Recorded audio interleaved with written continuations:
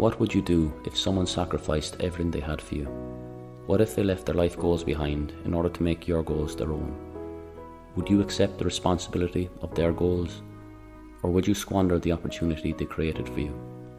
It's the life of a Donegal woman which answers these questions for us. This is her story.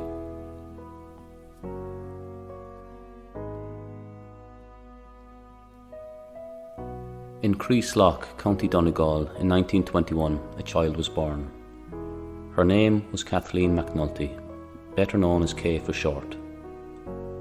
On the night she joined the world, her family found itself in turmoil, not as a result of this new child joining the family. Their troubles were far beyond the norm. This was because, as her mother was in hospital giving birth to her father James was being carted off to a jail in Derry. He was taken due to his training of Republicans in the hills of Donegal in guerrilla warfare tactics. He was preparing the Gaels for a long and enduring battle. James himself had been involved in the failed Easter Rising of 1916. He led a group of 33 men to rebel in Donegal, but due to mixed messaging coming from the capital, their battle never really began until it was already too late. The village in which Kay was born was a Gaeltacht village, and as such, Irish was her first and only language. James had some English due to having lived in America before he returned to Donegal to start his family. His return to Ireland came as a result of a direct request from rebel leader Thomas Clarke. In 1919, he took a bullet to the shoulder as a result of a skirmish with British soldiers. When he was arrested, he spent 2 years in the Derry jail without trial. Here, he lost some of his influence over the Republican movement. On December 6, 1921, while leading an escape from the prison where 2 guards were killed, he learned of the treaty between Ireland and Britain and the formation of the states of Ireland and Northern Ireland.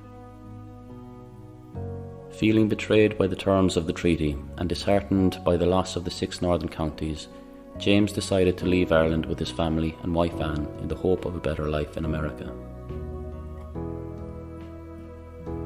In October 1924, Kay was brought to Chestnut Hill in Philadelphia by her parents. She, still without a word of English, found it hard to fit in.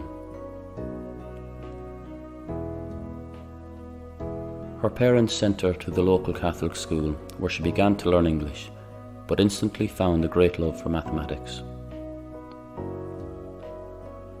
She kept Irish as her first language, however, thinking always in English and having to translate her thoughts into English. She also insisted in praying in Irish, as, being her first language, those words held the most meaning for her. When she finished her schooling, she began her 3rd level college studies in the Chestnut Hill College for Women and studied every maths module available.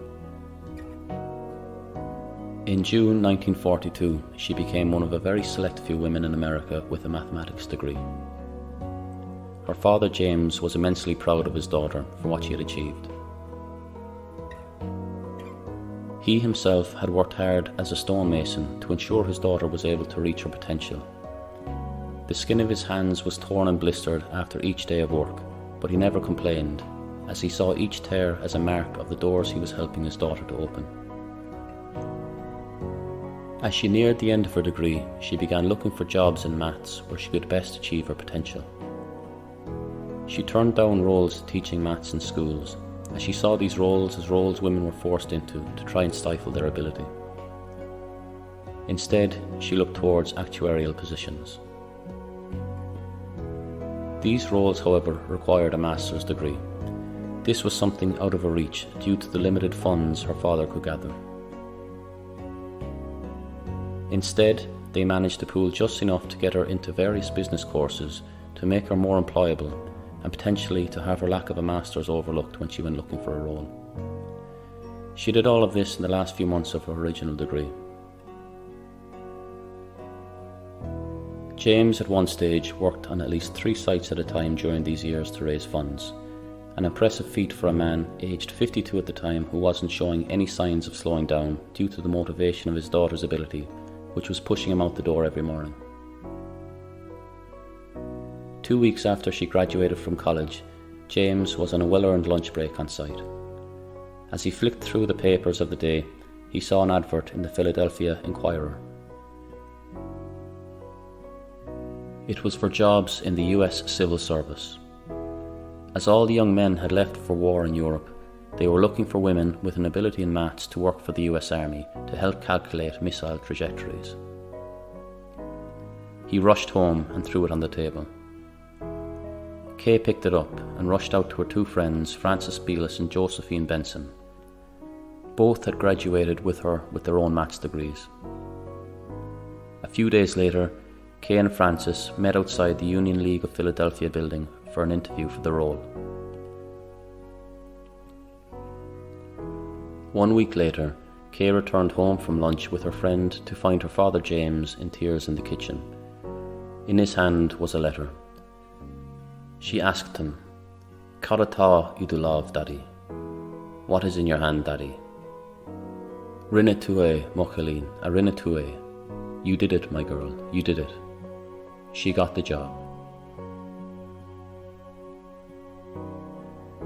Kay and her friend Frances were hired as sorts of human computers and were paid $1,620 annually. The pay was relatively low, but Kay was delighted to be using her knowledge of maths and doing something which really mattered and which really made a difference.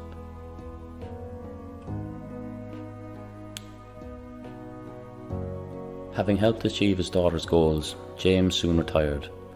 Before his retirement, however, James McNulty worked on the Bryn Athyn Cathedral, the Jefferson Memorial, the US Treasury Building, and the Pentagon.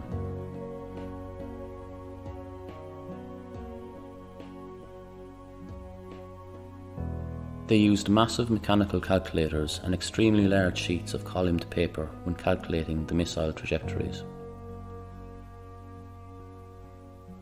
Kay's role title was computer, as she was a female computing. She worked with 10 other women, also called computers, and 4 men in the Moore School building.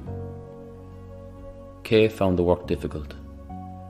Although she had a very strong basis in maths, she had never had to work out trajectories before, and much of the science of it was new and changing on a daily basis, and the war was moving faster than they could. They eventually found a system, but each gun's trajectory took over 40 hours to calculate, and they had 1,800 to calculate in total. Fed up with how long things were taking, 74 other women joined the effort, but Kay and a select few others were taken to the basement of the Moore School to work on the differential analyzer, the largest and one of only 3 large-scale calculators in America at the time. Having spent time on this, Kay managed to bring down each calculation to as little as 50 minutes. She was promoted to supervisor and worked 6 days a week.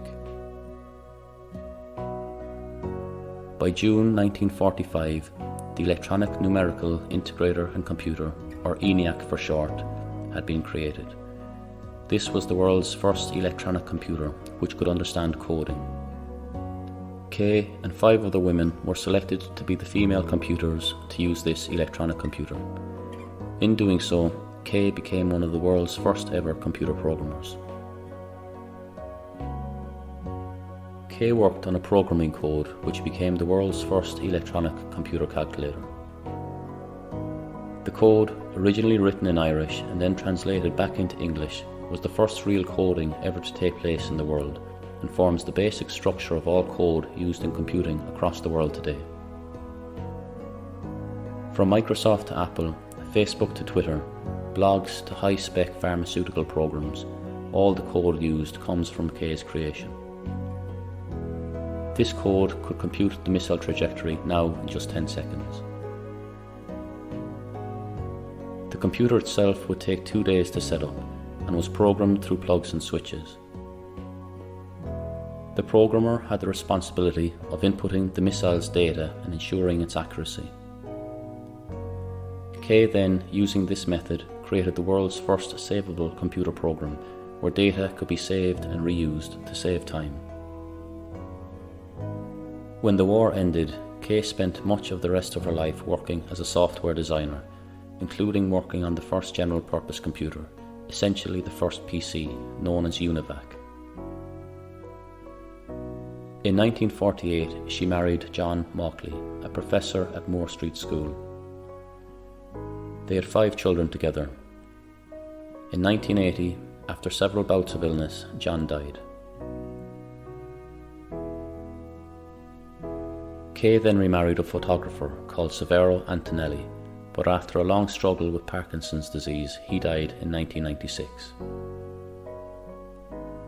Whilst Kay was caring for him, she had a heart attack. This didn't defeat her, however, as she lived on until 2006, where she died of cancer in her home in Pennsylvania. Sworn to secrecy, and due to being a woman, Kay and the other women's roles in ENIAC was hidden from the world for many years. It was not until 1997 that her story was first properly brought to the world.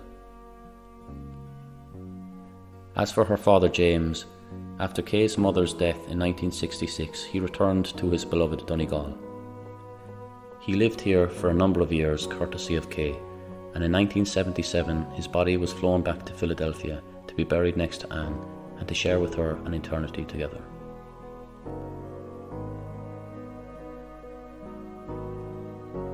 Today's music was written, produced and performed by myself, Ryan O'Halloran. If you want to support this podcast, you can buy us a coffee at www.buymeacoffee.com/We the Irish. We the Irish is an Ireland Loves production. Ryan is Adam Dunn, Gurav Mahagut, Slán Anish.